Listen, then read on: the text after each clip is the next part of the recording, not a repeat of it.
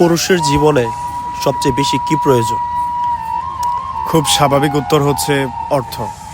তবে মজার বিষয় হচ্ছে পুরুষ মানুষের জীবনে অর্থ আর প্রিয় মানুষ কখনোই সঠিক সময়ে আসে না।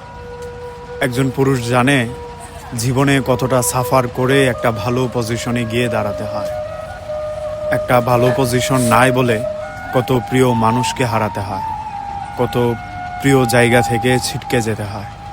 আসলে পুরুষের লাকটা অনেকটা মিরাকেল। কিছু কিছু সময় কিছু টাকার জন্য প্রিয় মানুষকে হারিয়ে ফেলে, আবার খুব কাছের মানুষ টাকার জন্য অন্য কোথাও চলে যায়। এটাই পুরুষ মানুষের জীবনের ধর্ম।